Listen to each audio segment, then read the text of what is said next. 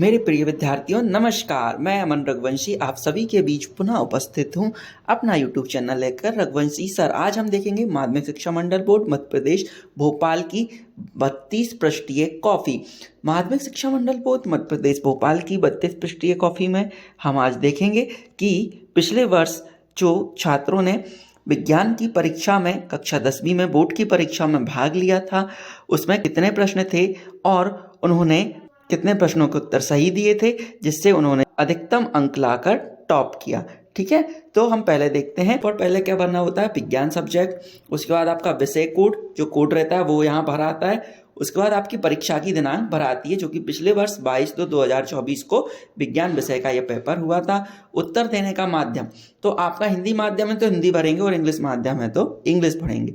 प्रश्न पत्र का सेट क्रमांक A, B, C और D होता है, तो इसमें आपको कितने भरना है, A जो आपका सेट क्रमांक होता है वो आपको यहाँ पर फिल करना है। टोटली ये 32 पृष्ठीय आपकी पूरी की पूरी एक कॉपी दी हुई थी, आपको उत्तर पुस्तिका दी हुई थी लिखने के लिए, जिसमें आपके 32 पेज थे।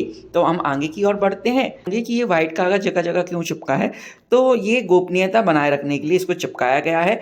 बाकी आने वाले 2025 में जो अध्ययनरत विद्यार्थी हैं कक्षा 10वीं के, वह विज्ञान विषय का या जो भी अन्य विषय के पेपर देंगे उनके लिए यह पुस्तिका इस गोपनीय प्रकार से आप सभी के बीच सोशल मीडिया में उपस्थित की जाती है, ताकि जो अध्ययनरत विद्यार्थी हैं वह इसको देखकर ज़्यादा से ज़्यादा अंक प्राप्त कर सकें। इसकी राइटिंग देखकर, यहाँ पर जो राइटिंग दी हुई है और यहाँ पर जो प्रश्न दिए हुए हैं, किन प्रश्नों को कितने लाइनों में लिखना है, किन प्रश्नों पर कितने कितने नंबर मिलते हैं। पहला क्वेश्चन था उसका और पहले विकल्प का आंसर था डी। ठीक है, तो पहले विकल्प का आंसर डी और डी वाले विकल्प में क्या लिखा है, तो डी वाले विकल्प में लिखा था विस्थापन अभिक्रिया। यह ऐसे ही इसने सभी विकल्पों के आंसर सही दिए हैं, पूरे के पूरे 6 विकल्प इसके सही हैं, क्योंकि कोई भी गलती की गुंजाइश इसने नहीं छोड़ी, क्योंकि इसने पहले का ऑप्शन डी था और डी में क्या लिखा था ये सब इसने यहाँ पर लिखा। अब हम चलते हैं खालिस्तान की और प्रश्न नंबर 2 में खालिस्तान होंगे, तो उसने खालिस्तान भी यहाँ पर भरे हैं कि पहला डाला है और पहले डालने के बाद उसका आंसर यहाँ पर लिखा है। ठीक है, तो विद्यार्थियों खालिस्तान हुए। सत्य में भी उसने जो टॉपर बच्चा था उसने यही किया है। प्रश्न नंबर 4 पे जो थी वहाँ पर सही जोड़ियाँ पूरी की पूरी 6 सही जोड़ियाँ थी। बहुत से बच्चे सही जोड़ियों में भी क्या करते हैं, जैसे संगमरमर है और ये आंसर होगा उनका सी या डी पे या बी पे, तो यहाँ पे बी लिख के CaCO3 भी लिख देते हैं। तो ऐसा नहीं करना है, सही जोड़ियों में ऐसा बिल्कुल नहीं करना है। सही जोड़ी जो भी सामने है उसका पूरा आंसर सटीक आपको लिखना है। और भी कई बातें आपको समझ में आ जाएंगी इस कॉपी को देखते हुए। एक वाक्य में या एक शब्द में आंसर देना रहता है आपको। प्रश्न नंबर 5वां आप देख सकते हैं कि इस छात्र या छात्रा ने ये पहला आंसर गलत किया था, तो यहाँ क्रॉस भी है। इस मेरे दी हुई वीडियो में समझ सकते हैं कि किस प्रकार से लिखना है, कौन सा प्रश्न कितने अंक का आएगा, और उन शब्दों के साथ साथ उन शब्दों का मेल भी सही होना चाहिए और मेल होने के साथ साथ हमें कितनी लाइनें उस प्रश्न के लिए लिखना है। प्रश्न नंबर 6 आप सभी जानते हैं 2 नंबर का रहता है, सिर्फ 3 लाइनें लिखी और जो पूछा गया था सिर्फ उसी के बारे में लिखा, ना कि इसमें उदाहरण लिखा ना ही कुछ और। प्रश्न नंबर 7 नींबू और चींटी के डंक के वैज्ञानिक नाम यहाँ पर पूछे गए थे, तो सिर्फ वही 2 लिखे, ना कि यहाँ पर कोई चित्र बनाकर नींबू बनाया गया ना ही चींटी के डंक बनाए गए। मतलब कुछ बच्चे ऐसा भी करके आ जाते हैं कि 2 नंबर का क्वेश्चन है तो उसमें क्या होता है बेटा, समय बर्बाद होता है। आपसे इसका चित्र भी नहीं पूछा और ना ही कुछ और लिखने का बोला, ना ही कोई परिभाषा लिखने की बोली, सिर्फ वैज्ञानिक नाम पूछे, आपने उसका नाम लिखा जो प्रश्न में था और उसका बगल में वैज्ञानिक नाम लिख दिया।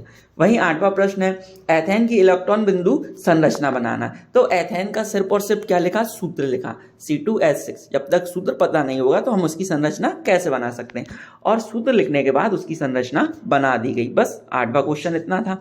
9वां क्वेश्चन है जिस अल्कोहल में मैथिल अल्कोहल, बेंजीन, सल्फेट आदि विषैले पदार्थ मिले होते हैं उसे विकृत अल्कोहल क्यों कहते हैं, ये क्वेश्चन दिया हुआ था।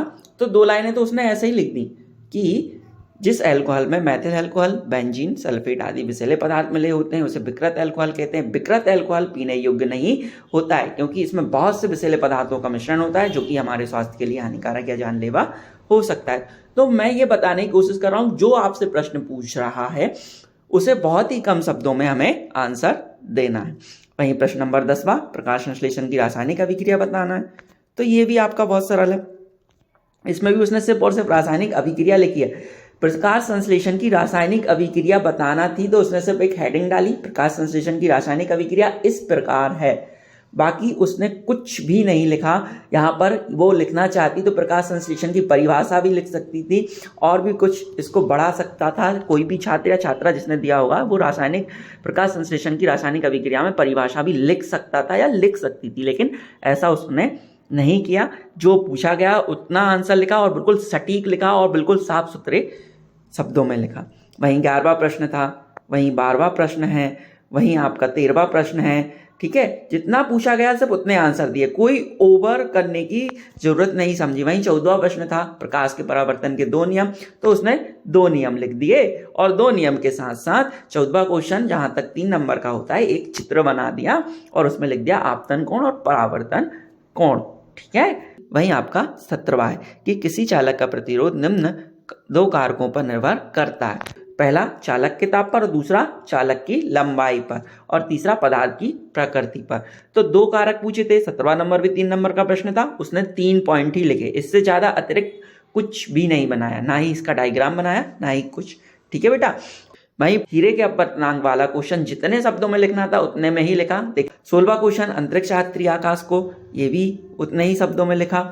और 18वां क्वेश्चन कमरे के ताप पर द्रव्य धातु पा रहा है, चाकू से आसानी से काटी जाने वाली धातु सोडियम है और ऊष्मा की सबसे अच्छी चालक धातु चांदी तथा कॉपर है। ये सिर्फ 3 पॉइंट लिखे गए क्योंकि ये 3 नंबर का क्वेश्चन था 18वां, तो इसमें 3 पॉइंट लिखे गए। वहीं 19 नंबर का प्रश्न भी 3 और 6 में भी पूछा गया था, न्यूरॉन का चित्र बनाइए। इस नंबर पर सिर्फ उसने चित्र ही बनाया है, इसके बारे में कोई भी डेफिनेशन, किसी भी तरीके का नियम, किसी भी तरीके का नाम नहीं लिखा। जो चित्र में नाम थे बस आप इसमें चित्र में देख सकते हैं, सिर्फ और सिर्फ 5 नाम ही उस छात्र ने या छात्रा ने लिखे हैं, इससे ज़्यादा उसने कोई भी नाम नहीं लिखे और कोई भी ओवर राइटिंग इस चित्र में नहीं की।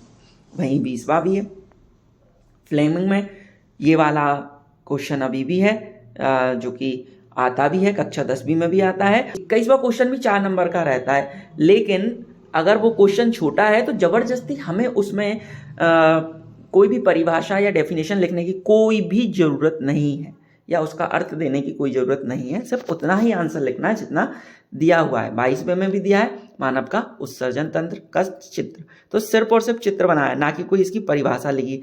23वां आपको सवाल दिया था, सवाल किया गया है।